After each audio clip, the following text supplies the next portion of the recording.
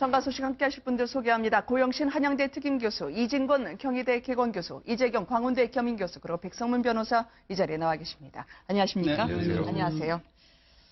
박근혜 전 대통령의 5차 옥중조사가 이 시각 현재도 계속 벌어지고 있는 것으로 전해지고 있습니다.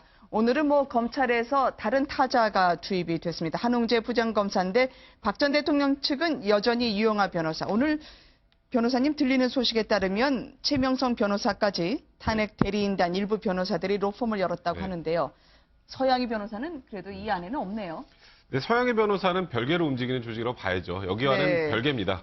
그러니까 일단 오늘 검찰의 박근혜 전 대통령에 대한 5차 옥중조사는 한웅재 부장검사가 다시 들어가게 됩니다. 원래 이원석 특수일부장이 저번에 한번 했었죠. 이틀 전에. 근데 한웅재 부장검사가 저번에 검찰 특수본에서 박근혜 전 대통령을 소환해 조사할 때도 사실 거의 80% 정도의 조사를 직접 담당을 했거든요. 그걸 감안해 보면 한웅재 부장검사가 주로 많이 정리해서 조사해서 알고 있는 부분에 대해서 아직 수사가 좀 부족한 부분이 있었다고 판단한 것 같고요. 그래서 오늘 한웅재 부장검사가 이제 투입이 돼서 오늘이 마지막 옥중조사가 될 가능성이 굉장히 높은 상황입니다. 지금 말씀하셨던 이 로펌을 개업한 게 어떻게 된 거냐면요. 유영하 변호사하고 최명성 변호사를 뺀 7명의 변호사가 해임됐죠. 근데 그 2명 중에 한 명인 최명성 변호사가 그 탄핵 때 같이 했었던 이중환 변호사, 위재민 변호사, 정장현 변호사와 함께 법무법인을 하나 만들었습니다. 아시겠지만 수사 단계에서는 더 이상 변호인단이 추가될 가능성이 없는데 재판으로 넘어가면 이게 워낙 수사 기록도 방대한 상황이기 때문에 변호사 둘이서 감당하는 게 사실상 불가능한 상황이어서 외부에서 새로운 변호사들, 판사 출신의 변호사들을 선임하지 않겠느냐 했는데 그것보다는 박 전 대통령의 탄핵 심판 과정에 같이 함께 했었던 박 전 대통령을 좀 옹호했었던 그런 변호사들을 중심으로 재판을 대비하려는 게 아니냐라는 게 일단 관측입니다. 서양희 변호사를 여쭤봤던 이유를 저희가 윤전추 행정관과 관련해서 새롭게 소식을 접한 게 있어서요. 그때 한번 여쭤보려고 해요. 무엇보다도 윤전추 전 행정관이 접견할 수 있는 인물로 박 전 대통령이 딱 꼬집어서 적시를 해놨는데 박 전 대통령의 옥바라지를 하고 있는 것으로 저희가 간접적으로 확인이 됐습니다. 일상생활에 필요한 물품을 전달하거나 건강상 필요한 약 반입을 도와주고 있다고요. 그러니까 최순실 씨가 그동안은 박 전 대통령이 얘기한 대로 소소한 가정사를 많이 챙겼지 않습니까?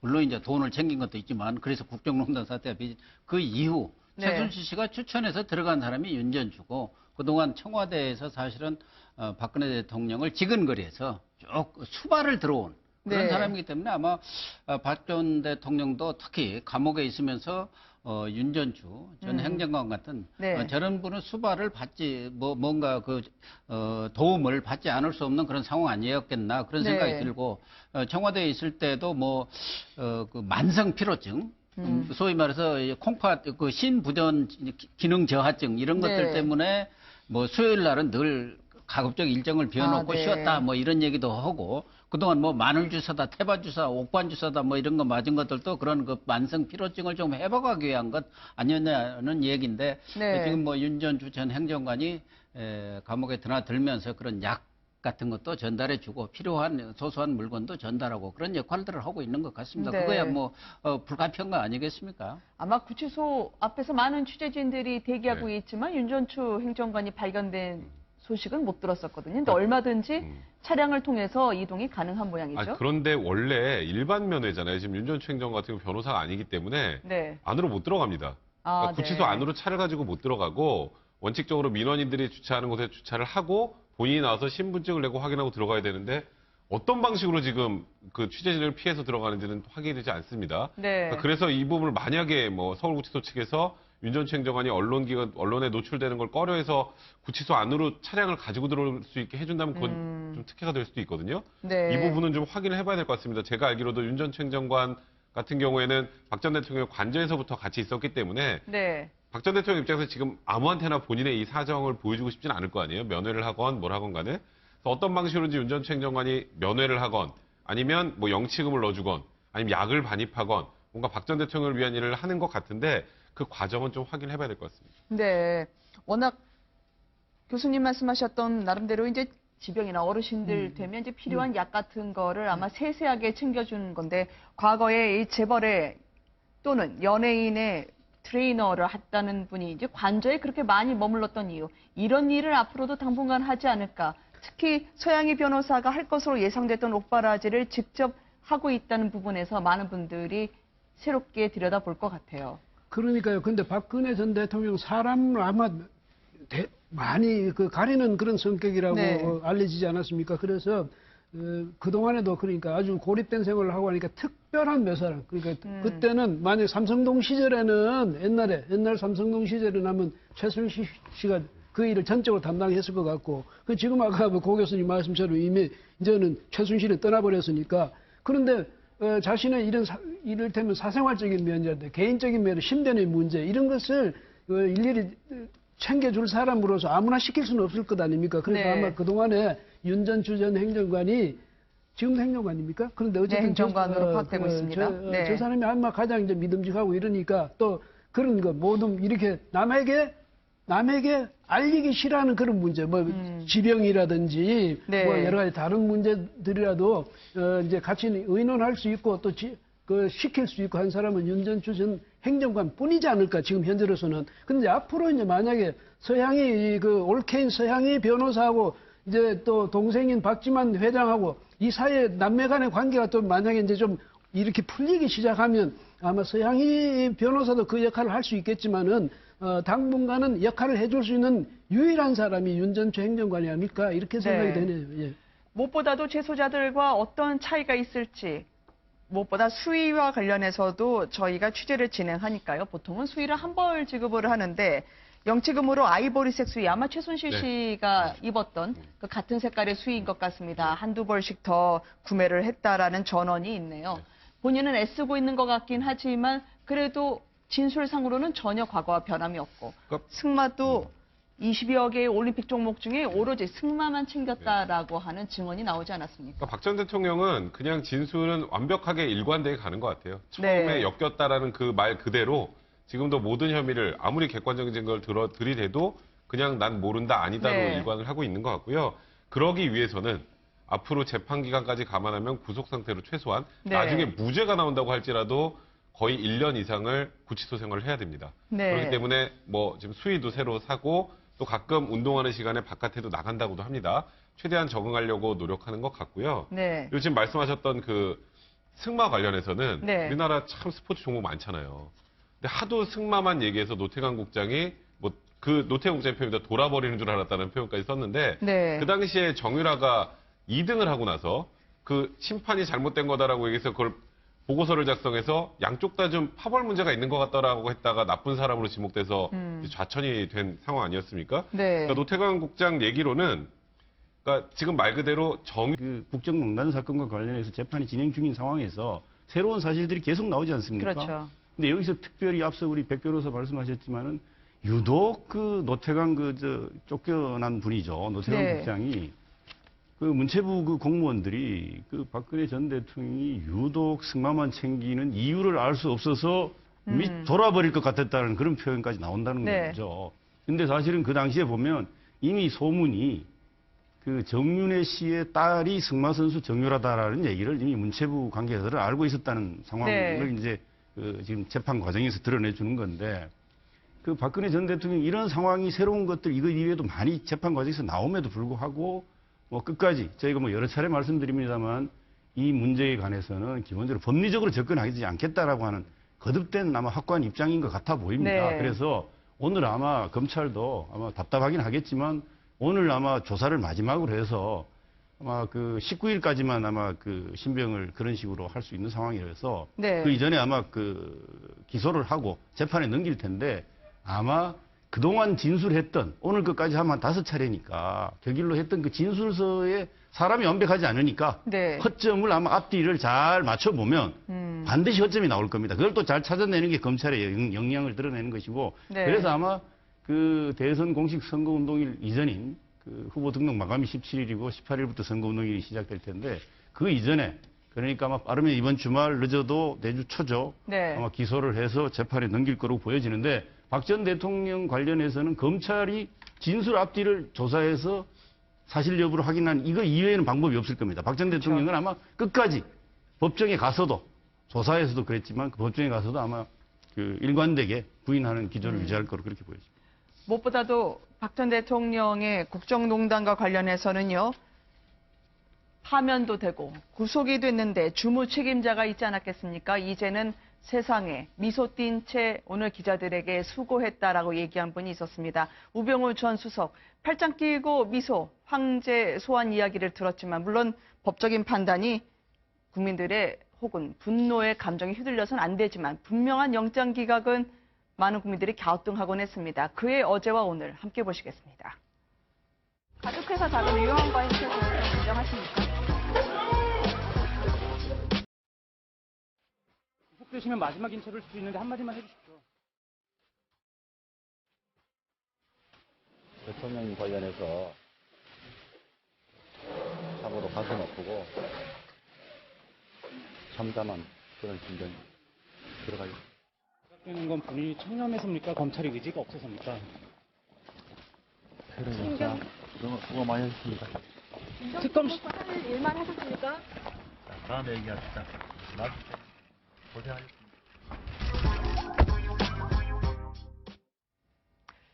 자, 그동안 수고 많이 하셨습니다. 이 얘기를 들으면 취재진들은 어떻게 느낄까요? 이제 앞으로 볼 일 없을 거라는 건가요? 이제 구속영장 재청구 가능성은 제로에 가까워졌고요. 네. 이제 말 그대로 불구속 기소로 가다가 잡았습니다. 박 전 대통령이 아까 말씀하셨던 것처럼 이번 주 주말, 늦어도 다음 주 월요일 정도에는 기소를 할 텐데 그때 일괄해서 기소할 가능성이 가장 높은 상황이고요. 네. 왜냐하면 이제 선거운동이 시작되고 나서부터는 아무래도 선거에 영향을 미치지 않겠다는 취지니까요. 그러면 우병우 수석 얘기대로 기자들 수고했습니다가 맞죠. 그런 상황이 된 것 같고요. 네. 사실 굉장히 많은 그 법조인들도 이번에는 우병우 수석에 대한 영장이 발부될 것이다라고 예상을 많이 했었는데 네. 그 이유는 검찰의 존립, 운명과도 관계가 있을 정도로 중대한 사안이다라는 얘기가 많았기 때문입니다. 우병우 사단의 문제도 있었고 그리고 사실 국정농단 사건이 터졌을 때 검찰총장, 중앙지검장, 감찰국장과 통화했던 내용들도 있었고 네. 그런데 이제 결과를 보니까 애시당초 검찰 초기에 우병우 수석에 대한 증거를 확보 많이 못해놓은 상황에서 특검의 조사가 이루어졌고 이번에 다시 2기 특수본의 조사까지 이루어졌지만 유의미한 증거들을 파악하지 못했다, 찾아내지 못했다라고밖에 볼 수가 없을 것 같습니다. 네. 왜냐하면 영장 기각 사유가 단순히 도주의 우려나 증거인멸의 우려가 없다 수준을 넘어서서 범죄 혐의가 명확하게 입증이 되지 않아서 이거는 피의자 방어권을 보호해줘야 된다는 취지의 얘기가 들어갔기 때문에 그러면 결국 입증 부족이었다는 얘기밖에 되지 않는 건데 네. 그렇다면 민정수석의 업무 범위에 대한 명확한 평가 그리고 관련자들의 진술에서 뭐 사실상 일관되게 그 유지가 되는 뭐 객관성이나 이런 부분들이 좀 부족했기 때문에 기각이 됐다라고 밖에 볼 수가 없어서요. 이건 이 부분은 검찰이 당분간 비난을 피해가기 힘들 것 같습니다. 검찰은 제가 오늘 최선을 다했다라고 얘기하던데요. 검찰이 지금 오후에 최선을 다했다. 이게 수사 의지의 부족을 질문하니까 최선을 다했다 그랬는데 기각 사유를 우리가 다시 한번 환기해봐야 됩니다. 네. 법적인 다툼의 소지가 있다는 거, 여지가 있다라는 것과 두 번째로는 이 증거인멸이나 도망이라고 표현해서 도주라고 안 하고 도주. 그럴 네. 수 있는 그 가능성을 소명하는 게 부족했다. 저는 이 두 가지 기각 사유를 보면 명백히 검찰의 부실 수사, 네. 무능이 아니라 부실 수사, 의지 부족을 느낄 수 있는 대목이다. 이렇게 네. 유추해 볼 수 있습니다. 왜냐하면은 모든 국정농단 이번 게이트라고 불리는 이 사건에 어마어마한 이 사건에 대통령도 구속이 됐어요. 네. 구속된 사람들의 면면을 보십시오. 김기춘 전 실장도 구속됐습니다. 그런데 유독 우병우 씨만 구속이 안 됐어요. 이 사람을 특별히 수사하기 시작한 게 작년도 아마 9월부터 시작해서 특별수사팀을 만들어서 자기의 물론 현직에 있을 때 네. 자기 동기가 누굽니까? 윤갑근 당시 고검장이 특별수사팀장이었어요. 그 당시 저는 한 정당의 대변인 하고 있었는데 내가 논평을 내면서 우려를 했어요. 이 사람 이 자기 동기를 특별수사팀장으로 임명해가지고 이게 수사가 되겠느냐. 네. 아니나 다를까 100일 동안 한 뒤에 깡통 핸드폰이나 조사하고 뒷북 때리고 하다가 국민적 비난을 받았지 않습니까? 그래서 특검이 다시 손을 댔는데 특검은 손을 대면서도 수사 여력이나 시간, 범위 이런 문제 때문에 구속시킬 수 있는데 참 어려움을 호소하면서 검찰에게 넘겼습니다. 네. 그런데 검찰이 또 50명이나 막 부르는 쇼를 하고 청와대 압수수색하는 신용까지 다 해가 한 결과가 유독 이 사람만 이건 정말 놀라운 일입니다. 이건 불가사의에 가깝습니다. 그래서 네. 구속이 안 된 이건 어떤 면에 봐서도 뭐 이게 충분히 검찰의 수사 의지의 부실을 얘기하지 않을 수 없고요. 또 이 검찰 내부의 우병우의 그 씨에 대한 얘기가 많이 떠돌잖아요. 저 사람 네. 자기 혼자 내가 가나 봐라 뭐 이런 식의 뉘앙스의 얘기를 했다는 게 지금 바닥에 퍼져나오고 있고 이래서 저 사람이 그 협박에 굴복한 게 아니냐는 심지어 이런 우려까지도 보이고 있다는 점을 감안해 보면 검찰 제가 보기에는 영장 재청구해야 됩니다. 이대로 그냥 가면요. 검찰 무엇이 기다리고 있는지를 검찰 스스로 알게 될 것입니다. 김수남 네. 총장이요. 이거 그냥 이런 식으로 또 넘어가면 제가 보기에는 검찰이 왜 존재하는지에 대한 국민적 의문이 크게 제기될 것이고 강도 높은 검찰 개혁이 기다리고 있다는 사실을 환기해서라도 제 생각으로는 재청구해야 된다고 봅니다. 제가 한마디만 좀 더 말씀 보태, 네. 여기 뭐냐면 지금 뭐 저 이재경 교수 말씀하셨지만은요.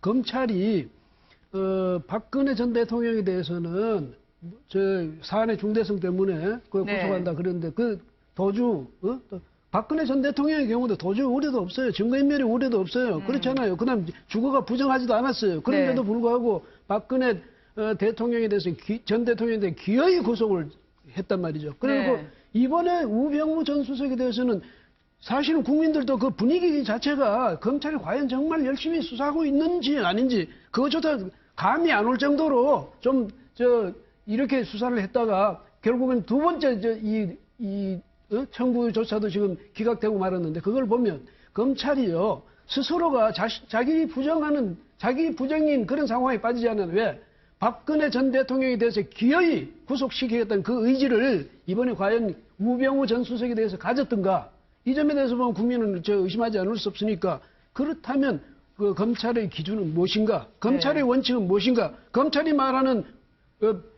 법과 원칙이란 것은 무엇인가? 여기에 대해서 아마 국민적인 그런 의심을 사게 될 것 같습니다. 예. 특검에서는 박영수 특검은 100% 영장이 나올 거라고 자신을 했지만 이번 결과를 두고 검찰이나 특검이나 특히 말을 아끼고 있는 것 같습니다. 의지가 있었다면 고영태 씨 지금 공교롭게도 비슷한 시각 영장 심사 끝난 다음에요.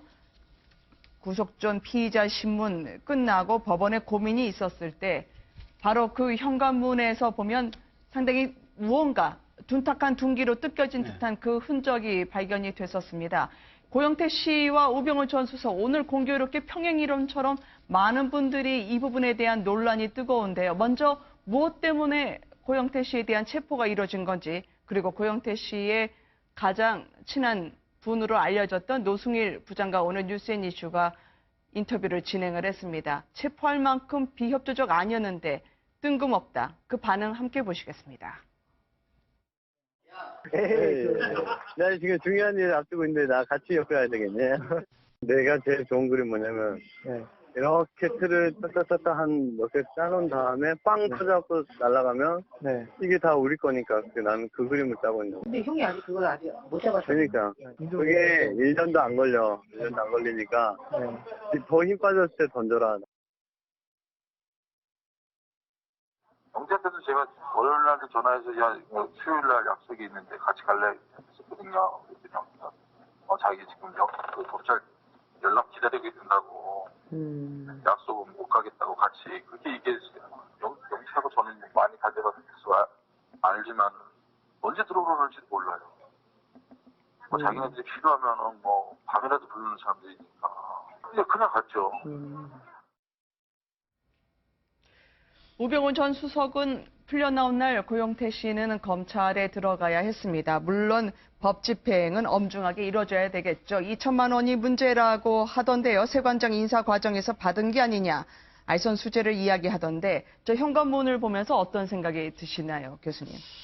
진짜 고영태 씨도 저는 수사를 당연히 받아야 하고 네. 비리가 있다면은 그에 따라서 응분에 법적 처벌을 받아야 한다고 보는데 정말 검찰이 고영태 씨를 그렇게 문을 부수고 들어가면서까지 긴급하게 체포할 그러한 필요성과 정당성이 있었느냐. 네. 다른 데서 얘기했습니다만 그럴 정도의 강력한 의지를 가지고 우병우를 수사를 했어야지. 우병우 수사는 대충 설렁설렁 해가지고 모양새만 갖추고 고영태 씨는 저렇게 강력하게 수사를 했다는 것 자체가 검찰이 꼼수라고까지는 할 수는 없지만 우리가 일반적으로 지금까지 검찰이 해왔던 행태를 보면은 뉴스를 뉴스로 덮는다. 사실 고영태 씨 저런 행태가 없었다면 오늘은 사실 우병우 문제로 모든 검찰이 비난을 뒤집었어야 하는데 어떻게 보면은 그 위험 부담을 말하자면 여러 가지 그 논란을 고영태 씨로 지금 떠넘겼기 때문에 고영태 씨의 저러한 수사가 물론 뭐 우병우 그런 뭐 영장 기각하고 직접적인 관련은 없다고 하더라도 검찰이 지금까지 해온 행태로 볼 때는 네. 물타기의 한 일환이라는 것에 대해서는 뭐 많은 사람들이 의구심을 가질 수밖에 없고 네. 그렇지 않습니까? 저는 이번 수사를 보면서 정말 검찰 수뇌부 싹 갈아야 하고 검찰에 갖고 있는 그 기소 독점권 그 경찰한테 넘겨야 합니다. 그런 것들이 지금 검찰 개혁의 핵심인데 이번에 보면은 실제로 과거 수사에도 보면은 정말 우리 같은 뭐 법조인이라든가 그런데 전문가가 아니라도 수사해야 할 것은 수사를 안 하고 네. 옴뚱한 때만 지금 수사를 예를 들면 임원 같은 경우도 그동안 저 우병우 수석의 장모인 김장자 씨라든가 이런 분들에 대해서는 반드시 소환 조사가 필요하지 않겠느냐. 네. 뭐 초창기에 우병우 수석이 힘을 가지고 있었기 때문에 뭐 집에 압수수색도 못했다. 뭐 핸드폰이라든가 휴대폰 그런 것에 대한 뭐 압수도 못했다. 뭐 이런 것은 있었다고 하더라도 그 이외에도 얼마든지 할 수 있는 사안들이 있었음에도 불구하고 그런 것에 대한 치밀한 수사가 네. 없었다는 거고 이번의 경우도 세월호 조사라든가 이런 부분들 또 청와대에서 여러 가지 그 대책에 한 부분들 이런 건 묵인 방조의 그런 얼마든지 혐의들이 있는데 과연 네. 그런 혐의들이 제대로 조사가 됐는지 실제로 지금 이번에 넘겼다는 그런 직무유기라든가 직권남용 이 부분은 민정수석이 갖고 있는 권한이라든가 이런 걸로 봐서는 얼마든지 우병우 수석 입장에 네. 전 수석 입장에서 빠져나갈 구멍이 있는 것이고 논란의 여지가 있는 거거든요. 그렇다면 박영수 전 특검이 이야기했던 대로 정말 의지를 가지고 이 검찰이 수사를 했더라면 과연 우병우 전 수석의 이런 영장이 기각될 수 있는가 그런 점에서 본다면은 검찰이 여전히 검찰 우병우 라인들이 살아서 제 식구 감싸기를 한 거고 조직 보호가 우선이었다. 그런 차원에서 정말 이번 검찰 수사는 모든 국민들 입장에서 보면 정말 억장이 무너지고 기가 막힌 그런 결론이 아니었겠나 그렇게 생각이 됩니다. 검찰의 오늘 취재진의 질문이 쇄도했습니다. 그렇지만 고영태 씨가 저항을 했다는 취지로 이야기를 하더라고요. 버텼다. 그래서 소방서 직원을 불러서 현관문을 저 사진에서 보시는 것처럼 부숴야 했다고 얘기를 하던데 이 고영태 씨 측근은 전혀 아니다. 검찰 수사에 늘 협조적이었고 이번에도 대기하고 있었다라고 이야기해서 상당히 상반된 진술이 서로 오가고 있습니다. 네, 이 진실 공방은 체포적부심이라는 절차를 통해서 확인될 겁니다. 네. 지금 고영태 씨 측 변호사는 체포적부심, 그러니까 구속적부심은 많이 들어보셨는데 체포적부심은 아마도 처음 들어보신 분 많을 텐데요. 네. 체포 자체가 적법하지 않거나 부적절한 경우에 체포 자체가 적법한지 여부를 다루는 절차거든요. 그러니까 지금 두 주장이 완전히 팽팽해요. 검찰은 한참 전부터 연락이 두절됐다. 네. 그러니까 원래 체포의 사유에 가장 중요한 게 소환에 불응하는 겁니다. 소환에 불응하면 이제 체포영장이 청구가 되는 건데 고영태 씨 측은 아니 그게 무슨 소리냐. 우리는 계속 협조 잘 해왔고 그리고 변호사하고 일정 조율하고 있었는데 느닷없이 들어와서 갑자기 문을 부수고 들어와서 지금 체포를 했다라는 취지거든요. 그러니까 이 부분은 어느 정도 진실 규명이 필요한 이유가 뭐냐면 저 역시 고영태 씨가 뭐 범법 행위를 저질렀다면 당연히 수사를 받아야 되고 그에 합당한 처벌을 받아야죠. 그건 의문의 여지가 없습니다. 그런데 다만 수사에 순순하게 응하는 상황에서 지금 인천 세관장에게 세관장 자리를 해주는 뭐 최순실을 통해서 해주는 대가로 2천만 원 정도를 받았다라는 의혹이 제기가 된 거고 그게 고영태 씨의 계좌를 통해서 일정 부분 확인이 됐다는 취지거든요. 네. 그 부분에 대한 합당한 처벌을 받으면 되는데 그게 이제 체포 사유가 될 만한 정도 수준의 범죄는 일단 아직은 아닌 거로 보이는데 네. 검찰이 그게 무리한 게 아까 말씀하셨던 것처럼 혹시라도 우병우 수석의 이 영장 청구하는 것과 맞물려서 일어난 행위라면 이거는 정말 검찰이 비난받아 마땅한데 그게 아니라 정말 검찰의 얘기대로 수사를 진행하는 과정에 수사에 제대로 협조하지 않아서 어쩔 수 없이 체포를 해야 되는 상황이었다면 이 부분은 우병우 수석의 수사 문제와는 좀 별도로 봐야 된다. 이렇게 판단하면 될 것 같습니다. 한 말씀 저도 더 붙일 것은 물론 고영태 씨에 대해서 수사도 해야 하는데 고영태 씨가 실질적으로 뭐 그 동기 순수성 여부를 떠나서 이런 국정농단 사태에 대해서 제보를 해갖고 이 본질적인 수사가 이루어진 것이고 그에 따라서 수사 과정에서도 충분히 협조를 해왔지 않습니까? 그런 점들을 충분히 검찰 수사에서 참작이 돼야 하는데 그런 것은 전혀 아니고 아무런 이런 국정농단 사태가 어떻게 벌어졌고 거기에 따라서 이 고영태 씨의 제보로 이렇게 이루어진 그런 부분은 전혀 없이 단순한 무슨 사기범을 수사하듯이 하고 있는 그 검찰의 태도가 네. 정말 뉴스를 덮는다. 그동안 검찰이 해왔던 그런 행태에서 한 발짝도 못 나가고 있다. 그런 점이 정말 검찰이 비난을 받아야 한다. 그런 것이죠. 근데 반대로 또 생각할 네. 수도 있어요. 뭐냐, 고영태가 그동안에 그 제보를 했는데 내부자, 내부 고발자인데 고발. 네. 또 하나 문제는 그 내부 고발의 제보의 의도가 뭐였냐? 그게 순수하지 못하니 아까도 여기 좀 나왔지만은 그것 때문에 고영태를 진작에 고영태를 왜 수사 안 하냐 이렇게 반발하고 그런 목소리도 많았거든요. 네네. 그래서 저는 그게 오히려 그동안에는 검찰이 왜 가만히 있다가 지금 갑자기 고영태를 저렇게 신경을 쓰고 고영태를 문까지 뜯어가면서 고영태를 잡아갔느냐. 아니, 공교롭게도 최순실 씨가 압수수색 직전에 아니 왜 우리 쪽은 구속까지 하면서 고영태는 조사를 안 하느냐라고 하면서 바로 일가를 했었거든요. 그러니까 바로 그때도 그 검찰이 얘기한 뭔가 거예요. 네. 이야기를 했어야죠. 그때는 고영태는 우리가 왜 안 잡아간다든지 네. 왜 수사를 안 한다든지 아무 말 없이 놔뒀다가 지금 와서 갑자기 저렇게 문까지 뜯어가는 그것도 일종의 퍼포먼스 아니겠습니까? 그래가면서 저렇게 하는 것이 국민들로서는 좀 이해하기 어렵거든요. 그거는 제가 좀 설명드려야 될 것 같은데요. 네. 검찰이 그때 아무 말도 안 했던 건 아니고 그 당시까지는 이 녹음 파일이 쭉 나와서 막 굉장히 제가 봐도 뭐 불순한 의도로 뭐 충분히 그 내부 고발했을 수는 있지만 그 얘기하는 그것만 가지고는 형사처벌이 안 된단 말이에요. 그러니까 실제 범죄 혐의를 최근에 포착한 게 그 고영태 계좌에서 수상한 자금 흐름이 발견됐기 때문에 지금 수사를 시작을 한 거고요. 다만 수사는 저는 아까 그 고영태 관련된 말씀하셨던 것 중에 그 어쨌건 고발을 해서 이렇게 국정농단 사건이 밝혀졌다라는 부분은 그 부분 때문에 범죄를 한 것 자체를 덮는 건 아니고 네. 그건 나중에 양형 단계나 이제 그 구형 단계, 검찰 구형 단계에서 이제 참작하면 될 문제라는 생각이 들고요. 그러니까 이 부분, 이제 고영태와 관련된 부분은 국정농단과 무관하다는 거 일단 선을 하나 한번 그어야 될 것 같고, 그리고 개인적 비리와 관련돼서는 수사를 해야 된다는 취지고, 다만 조금 전에 아까 말씀하셨던 것처럼 이 긴급 체포하는 과정에서 막 문을 뜯고 하는 게 적법한 매뉴얼을 따라서 이루어졌다고 하더라도 지금 고영태 변호인과 검찰 입장이 다르잖아요. 그 부분을 정확하게 확인해 보면 검찰이 어떤 의도를 가지고 이런 행동을 했는지 명확하게 알 수 있다. 그런 취지입니다. 저는 백 변호사님 말씀이 약간 이해가 안 되는 게 저는 비전문가니까. 그런데 뭐냐면요. 네.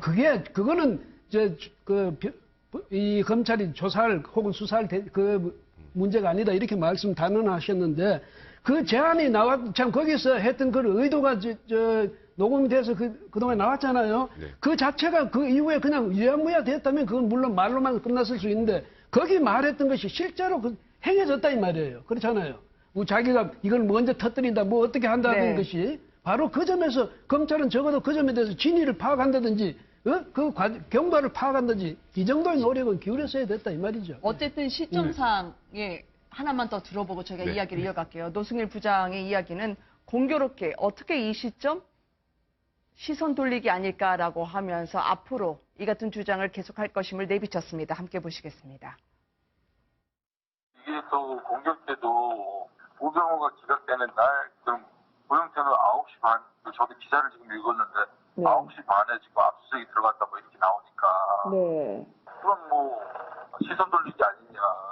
제가 생각하는 의도는 그것 같아요. 우병우는 살아있습니다. 그래서 제가 오늘 아침에 지사람한테 얘기했는데 우병우 살아있네 이걸로. 우병우 살아있네라는 여운이 남는 대목의 인터뷰를 진행했었습니다. 네. 네, 사실 저는 저 부분과 관련해서는 저는 음모론은 사실 네. 별로 신뢰를 하지 않기 때문에 지금 아까 조금 전에 말씀하셨던 것과 제가 확인을 해드려야 되는 게 녹취록이 헌재에서 공개가 됐는데 그거는 그 전부터 검찰이 갖고 있었고요. 검찰이 조사하는 과정에서 아까 빵 터트린다 그렇게 얘기한 거는 범죄가 아닙니다. 이제 그래서 입건이 되지 않았던 거고 최근에 증거가 발견돼서 지금 입건이 되는 상황이기 때문에 그거는 제가 확인을 좀 해드려야 될 것 같아요. 네. 제가 보니까 우리가 이제 이거 얘기하면서 팩트는 정확하게 해야 될 것 같아요. 그러니까 검찰이 입장을 얘기한 게 특수본 수사와는 관계없다. 이 별개의 건이라고 얘기했습니다. 이건 네. 그냥 믿어주는 게 좋을 것 같아요. 네네. 그러니까 국정농단 게이트와 관련해서 수사를 하게 된다면 소위 태극기 집회에서 주장했던 걸 검찰이 받아버리는 결과가 되는 건데 실제 그 체포한 이유가 두 가지 아닙니까? 알선수재 2천만 원 받은 문제하고 사기죄가 같이 있습니다. 추가로 한두 개 더 있다 그랬죠? 사기죄 네. 이제 휴식 관련돼서 사기죄가 있는 것이 경찰 수사에서 사실 이 사기죄는 무혐의 처분이 됐습니다. 네. 그럼에도 불구하고 사기죄를 같이 걸어서 했다는 것은 일단 의구심이 생기는 거고 수사 체포한 시점 자체도 의구심. 그 행위에 막 해머를 부수거나 이렇게 하는 문제는 비본질이라고 보여지고요. 네. 그 이전에 왜 이 시기에 갑자기 특히 김용민 변호사라고 오영태 씨 변호인이 오늘 아침 라디오 인터뷰에서 얘기하기를 본인이 알고 있기로는 10일, 그러니까 월요일에 소환 시기를 조율하고 있었다는 거잖아요. 네. 그래서 긴급 체포할 만한 이유가 없는 거예요. 그래서 이건 누가 체포할 봐도 만한? 네. 상식적으로 밤에 한 것은 우병우 수석 영장심사하고 관계가 있다는 걸 이걸 어떻게 부인을 한단 말입니까? 그냥 본인들 검찰은 관계없다고 부인하지만 아니 그 옛말에 그런 말 있지 않습니까? 그 참외밭에 가서 네. 집신 그거 건드리지 말라고. 그러니까 그걸 한번 검찰이 바보가 아닙니다. 절대 모를 리 없고요. 아까 우리 고영신 교수님 말씀처럼 유수로 덮으려고 했다는 뭐 본인들이 시인은 안 하겠죠, 검찰은. 그러나 국민이 바보가 아닙니다. 검찰은 정말 이런 식으로 이상한 방법으로 이렇게 상황을 난처한 처지를 가리려고 하면 안 되고요. 제가 거듭 강조합니다만은 우병우 씨에 대해서는 영장 재청구 하셔야 돼요, 검찰. 그렇지 않으면요, 정말 제가 거듭 강조하는데 검경 수사권 분리 문제뿐만 아니라 검찰 개혁, 고위공직자 수사 비리처 이거 다 나오고요. 김순남 검찰총장님, 이영렬 서울중앙지검장님 의심받습니다. 이거 정말 모르시겠어요, 정말로? 보통은 재청구해야 돼요, 재청구. 이런 영상 메시지는 이준공 교수님의 이 독자적인 자산이었는데 오늘 이재경 교수님이 같이 함께 하시네요. 이거 좀 약간 화가 나요, 약간. 이재경 교수의 그런 네. 영상 메시지가 아니라 네. 국민들의 국민의 모든 메시지라고 저는 생각해요. 아마 네. 저걸 보면서 모든 국민들이 검찰이 이 정도인가. 네. 아마 기가 막힐 거예요. 그러게 말입니다. 그러니까 검찰 내에 있는 몇 사람들만 소위 말하자면은 우병우 라인이라는 사람들만 아니라고 지금 하는 것이지. 네.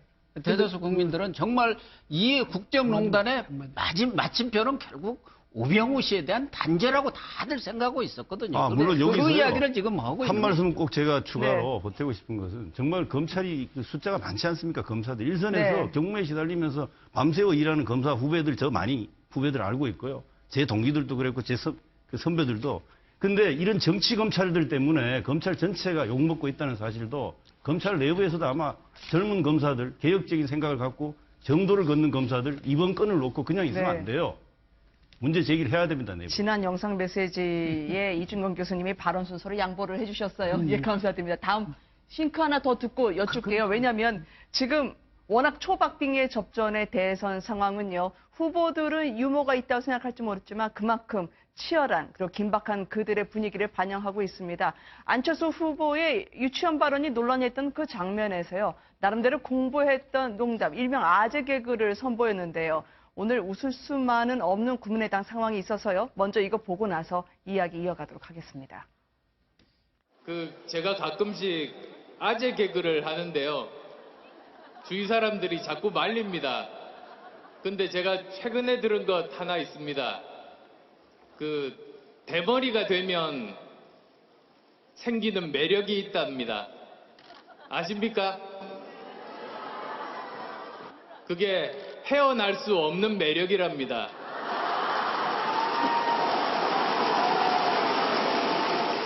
세종대왕이 만든 우유 아십니까? 아시죠? 예. 아야, 어여, 오요, 우유. 분위기를 조금 부드럽게 해보려고 내 스태프들은 유머하는 거 말리지만 그래도 한번 해야겠다라고 했던 유머였습니다. 교수님 어떻게 들으시나요? 근데 저 유머가 네. 사실은 저게 몸에 배어야 돼요. 근데 네. 지금 연습하시는 것 같은데 뭐 그래도 저보다는 낫습니다. 저는 지금 요즘 가끔 유머를 하면 네. 할배 개그라고 하는데 아재 네. 개그니까 저보다는 낫네요. 그런데 뭐 저런 것도 자꾸 몸에 익혀가지고 아주 여유롭게 네. 이렇게 개그가 나오면 뭐 그건 참 좋은 건데 왜냐하면 정치인들은요, 특히 정치 리더들은 여유가 있어야 되거든요. 그다음에 네. 마음이 이렇게 유머까지 할 수 있을 정도로 이제 여유가 있어야 되는데 그런 점에서는 저는 뭐 발전이다 이렇게 봅니다. 그리고 네. 아까 이재경 교수님 말씀 제가 덧붙이려 했던 건 뭐냐면 이거예요. 이번에 우병우 전 수석을 말이죠. 다시 영장을 신청하건 청구하건 어쨌건 그거하고 상관없이 검찰은요, 검찰 구조는 다시 개혁돼야 되고요. 또 네. 그다음에 수사권 독립 문제도 다시 진지하게 논의가 돼야 되고, 이 검찰 전체 그 개혁, 제도 개선 이 문제도 뭐 이거하고 상관없이 본격적으로 논의가 돼야 될 겁니다. 예. 그 점 말씀드리려는 거예요. 농단과 관련해서는 어떻게 들리시던가요, 이재경 교수님? 저는 안철수 후보가 이렇게 좀 유머러스해지려고 노력하는, 참 본인이 변화하려고 하는 노력이 일어나는 상당히 많이 눈에 보이고 국민들도 그걸 되게 주목하고 있는데, 목소리부터 바뀐 거고, 사실 그래서 유머했던 것 중에 하도 주위에서 연대를 많이 하라 그래서 했지만 그대로 갔더니 성대가 상했더라, 뭐 이런 농담이 있었어요. 목 성대가 상했다 이거죠. 목소리 바꿔서. 뭐 여기까지 이런 농담도 좋습니다. 하지만 방금 전에 우리가 들었던 그 농담은 자칫하면 정말 적지 않은 숫자의 탈모인들이 어떤 생각을 하게 될 건지에 대해서도 한 번쯤 생각을 해보고 했어야 되는 그런 조크가 아닐까 하는 생각이 좀 들고요. 그래서 좀 옆에 참모들이 좀 그런저런 점들을 좀 신중하게 아마 잘 판단해서 좀 어드바이스를 해드리고 해야 되지 않나 하는 생각을 해보게 됩니다. 진짜 대선에서는요, 특히 말 실수를 조심해야 합니다. 과거 정동영 후보의 노인 폄하 발언, 얼마나 많은 후폭풍을 가져왔습니까? 김영민 씨의 그런 발언은 말할 것도 없고, 특히 어떤 신체적 결함이라든가 이런 걸 비하한다든가 빗대는 그러한 농담이든 유머든 어떤 것이든 간에 그런 것들은 좀 피하는 것이 옳은데, 그 점에 대해서 조금 사례가 부족한 거 아닌가 하는 생각이 듭니다. 바로 이 자리에서요, 사립 유치원 대표들이 있던 자리, 병설 유치원 혹은 단설 유치원 좀 복잡합니다만 어쨌든 국공립 유치원 일부의 신설을 제한하겠다는 발언이 있었는데, 이거 듣고도 맞벌이 부부를 포함한 어머니들이 일부 반발로 이어지고 있습니다. 파문이 일었던 그 발언 저희가 듣고 나서요, 교수님께 다시 여쭙도록 하겠습니다. 저는 유치원 과정에 대해서는 대형 단설 유치원 신설은 자제하고, 지금 현재 사립 유치원에 대해서는 독립 운영 보장하고, 시설 특성과 그에 따른 운영 인정할 겁니다. 구체적인 유치원보다는 사실 사립 유치원장이 환호하는 앞에서 국공립에 대한 일부 제한, 특히 이제 일부 어머니들은 상당히 좋아하는 유치원이기 때문에 그것 때문에 두고두고 지금 상대 측에서 공격이 이어지고 있어요. 이건 논란이 좀 될 것 같아요. 그러니까 일단 병설 유치원이라는 건 초등학교 안에 같이 있는 유치원이고요. 단설 유치원은 그냥 말 그대로 유치원만 독자적으로 있는 겁니다. 근데 가장 학부모들한테 인기가 많은 곳이 대형 단설 유치원인데, 지금 안철수 대표의 발언은 자칫하면 사립 유치원 하면 딱 떠오르는 게 결국 교육비죠. 교육비. 그 사교육비가 증가되는 거, 그건 어떻게 할 것이냐라는 이제 소위 애 키우는 어머니들의 굉장히 많은 반발을 불러일으키고 있어요. 지금 애시당초 시작은 나는 단설이라고 한 적이 없고, 병설이라고 한 적 없고 단설이라고 그랬다, 이것만 계속 얘기를 하셨는데, 단설과 병설이 중요한 게 아니라 자칫하면은 공교육보다는 이쪽 사교육을 활성화시키겠다는 게 아니냐로 들릴 수 있다 보니까, 그 이후에 안철수 대표가 무언가 이 사립 유치원에 관련해서도 우리가 통제할 수 있는 제대로 만든 시스템을 갖추겠다는 취지로 한 얘기니까 문제가 아니라고는 하지만, 이게 요즘에 거의 이미지 정치가 돼버린 상황이 되지 않았습니까? 그래서 설명을 해도 이 부분의 논란이 계속될 가능성이 있을 것 같습니다. 이게요, 지금 사실 유치원 자녀를 가진 엄마들의 심정을 엄청나게 건드려 놓은 겁니다. 그러니까 안철수 후보가 분명히 말은 그렇게 했습니다. 대형 단설 유치원을 자제하겠다. 해야 한다. 이 얘기를 이제 언론이 병설 유치원이라고 표현했기 때문에 오보다. 오보 자체가 맞죠. 하지만 우리가 잘 알아야 될 거는 국공립 유치원에 단설과 병설이 있습니다. 그리고 사립 유치원이 있고요. 안철수 후보가 가서 한 곳은 사립 유치원 관계자들을 모아놓고 한 겁니다. 그런데 대부분의 우리 유아를 가진 엄마들의 입장은 단설 유치원을 선호하고요. 병설에 보내려고 하는데 경쟁률이 너무 심하니까 정말 힘들어 죽으려고 해요. 그리고 참고로 아셔야 될 게 단설, 병설 보다가 사설로 가면 10배 이상의 보육비가 더 듭니다. 그래서 이런 부분에 관해서 사립 유치원 관계자들 모임에 갔다고는 하지만 제가 보기에는 안철수 후보를 모시는 참모들의 문제를 지적하지 않을 수 없어요. 모든 걸 100% 다 할 수는 없지만 저런 부분을 제대로 준비하고 파악하고 준비를 안 한 상태로 가서 저런 얘기를 하고 단설이다 병설이다 문제가 아닙니다. 이거는. 무엇보다도 말씀하신 건 어쨌든 문재인 캠프 측에서 고민정 아나운서가 했던 발언과도 기조를 같이 하고 있기 때문에요. 안철수 후보 측의 입장을 저희가 추후로 또 다시 보완해서 이야기를 해야 될 것 같습니다. 대선의 모든 것을 걸겠다. 오늘 안철수 후보 측은 의원직을 사퇴한다. 대선 후보 등록할 때요. 배수의 진을 쳤는데 사실 사퇴한다라는 얘기, 정계 은퇴는 이분보다 진작에 문재인 후보 측으로부터 들어본 바 있지 않겠습니까? 국민들이 말이죠. 총선 직전에 호남에서 호남 지지를 못 받으면 은퇴하고 대선 불출마하겠다는 이야기가 있었었는데 문재인 후보도 정계 은퇴 발언을 다시 했어요. 나는 재수에 강하다. 삼수는 안 한다는 취지였는데 오늘 국민의당에서는 지금 지지자들 겁박하는 분위기냐라는 취지로 반박을 했었습니다. 뭐 겁박하려고 뭐 그런 말을 했겠습니까? 설마. 그러나 문재인 후보 측에서 그동안 여러 차례 정계 은퇴 발언을 했는데 그것이 지켜지지 않은 것도 또한 사실이거든요. 그렇기 때문에 정치인들이 뭐 정계 은퇴 한다고 해갖고 하신 분 봤습니까? 과거 김대중 전 대통령도 정계 은퇴해서 영국까지 갔다 오셔서 돌아왔고 당장 지금 국민의당 공동 선대위원장, 상임 선대위원장 대신 손학규 의장도 얼마 전에 정계 은퇴하셨다가 또 정계 복귀를 했지 않습니까? 그렇기 때문에 정말 문재인 대표가 지난 2012년에도 대선에서 지고 백의정부를 하겠다, 차기 대선에 안 나겠다까지 다 약속을 했는데 그게 지켜지지 않고 있는 건 사실이기 때문에 그런 그 지켜지질 않을 약속을 좀 안 했으면 좋겠다는 생각이 들고 오늘 안철수 후보 측에서는 이번에는 자기는 그 선거 등록과 함께 바로 의원직을 사퇴하겠다 이런 얘기를 내놨지 않습니까? 아마 안철수 후보가 지난 2012년에 그런 그 문재인 후보와 함께 이런 그 대선에 양보를 했습니다만 쭉 지켜봤는데 그 당시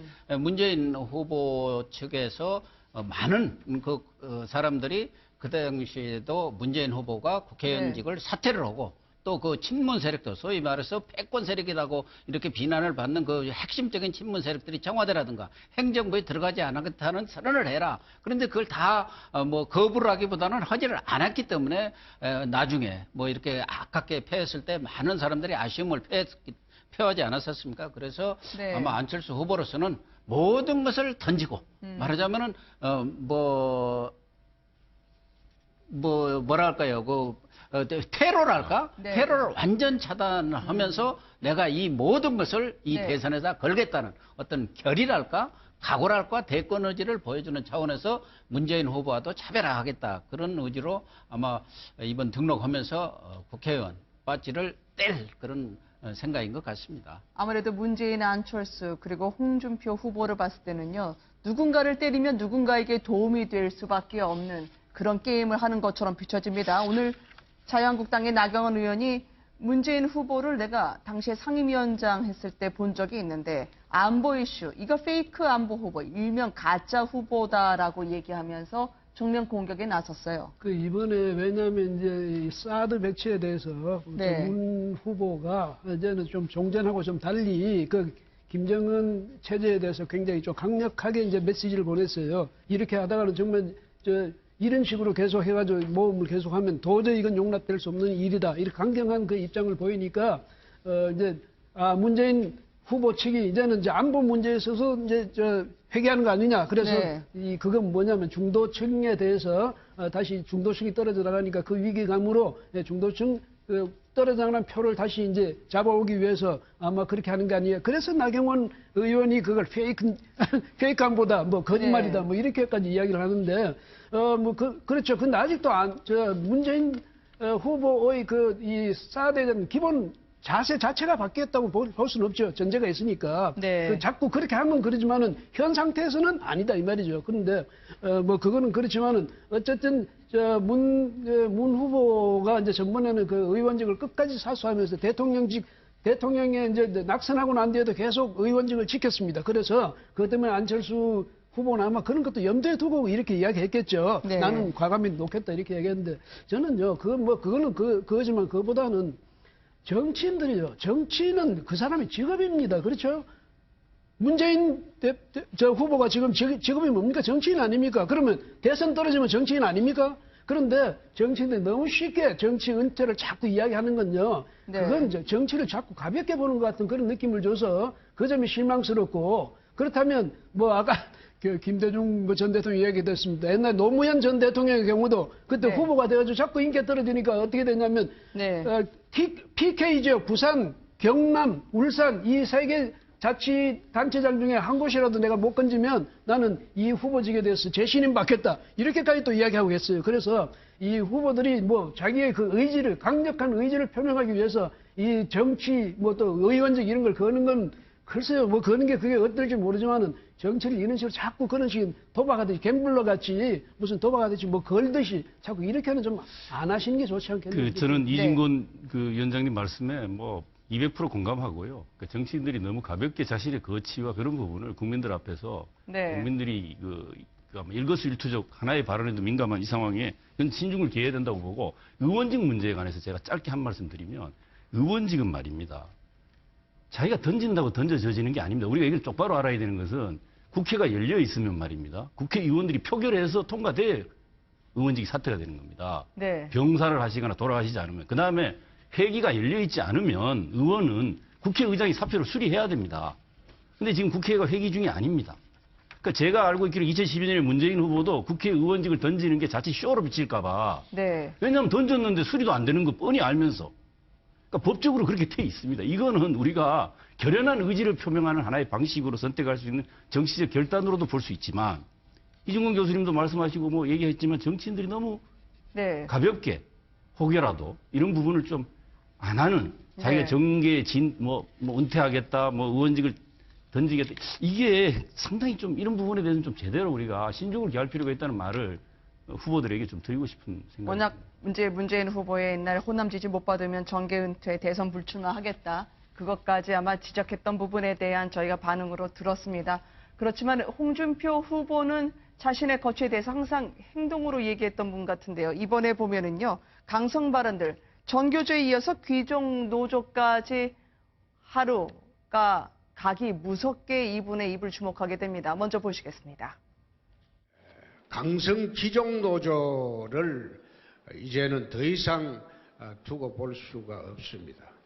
제가 진주 어려운 사태를 겪으면서 대한민국의 강성 귀족 노조, 근로자의 3%도 안 되는 강성 귀족 노조들 때문에 대한민국의 노동시장이 왜곡되고 또 기업들이 해외로 빠져나가는 그런 사태가 벌어지고 있습니다. 두 번째가 정교조 문제입니다.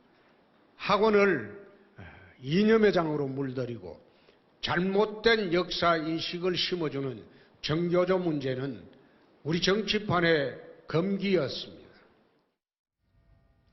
이 발언을 듣는 순간 야당의 대표들이 일제히 시선을 돌렸다고 하던데요. 포럼 일정을 마치고 홍 후보가 했던 발언이 또 두고두고 화제가 됐습니다. 나를 물어뜯으면 안 된다. 예, 기자들한테 이제 이동하면서 이 포럼 네. 마치고 나가면서 나를 물어뜯으면 안 돼, 기사 쓰지 마라 이렇게 말씀을 하셨다는데 그 기사를 쓸 발언을 안 하셔야죠. 그러니까 그걸 기사를 쓰지 말라고 하실 게 아니라 네. 기사를 쓸 만한 발언을 안 하셔야 되는데 그 전에 했던 거 뭐 예를 들어서 뭐 안철수 후보에게 얼치기 진보라는 표현이나 안 쓸 수 없는 그런 발언들을 하시잖아요. 그러니까 강성 발언이 문제가 아니라 말의 품이나 사실 일반 대중들이 받아들일 때 대선 후보 대통령이 되려는 분의 사실 어투로는 다소 좀 너무 거칠거나 네. 받아들이기 좀 민망한 말들이 있었기 때문에 그런 내용들이 이제 기사화된 거고요. 네. 그러니까 그거는 이렇게 표현하는 게 맞는 것 같습니다. 기자들이 홍준표 지사를 물어뜯는 게 아니고 물어뜯을 뼈다귀를 홍준표 지사가 던지지 않으시는 게 그게 네. 맞지 않을까 생각이 드네요. 한 말씀만 더 넣으면 네. 정치인들은 사망 기사 말고는 다 좋아합니다. 그러니까 네. 기사를 쓰지 말라고 말은 하지만 기사를 쓰라는 얘기거든요. 뭐 전에 과거 김대중 전 대통령이든 김영삼 전 대통령이든 제가 취재해 보면은 이거 오프야? 네. 이거 쓰면 안 됩니다 하고 예를 들면 순진한 기자가 오프라고 해서 안 쓰고 나면은 그 기자로 취급도 안 해요. 네. 뭐가 이게 쓰라는 얘기인지 안 쓰라는 얘기인지 기자 스스로 판단을 하고 해야 하는데 뭐 그 홍준표 지사가 말은 쓰지 말라겠지만 뭐 막말이든 무슨 얘기든 그런 기사를 쓸 수 있는 거리를 지속적으로 제공하고 있는 거고 또 홍준표 지사가 언론이 스스로 판단해서 기사를 쓰고 안 쓰고 하는 것이지 뭐 대선 후보가 쓰라 마라 하는 것 자체가 그건 월권이고 언론은 자유에 대한 심대한 침해입니다. 제가 드리고 싶은 방금 하고 싶었던 말이 지금 고 교수가 다 한 그 말이 아니라 이하 동문입니다. 아니 저는 이렇게 마무리해 주시네요. 저희가 방송 시간이 다 끝났는데요. 교수님 다시 한번 모셔가지고 저희가 듣기 꼭 적어놔 주세요. 고맙습니다. 오늘 고맙습니다. 잘 들었습니다.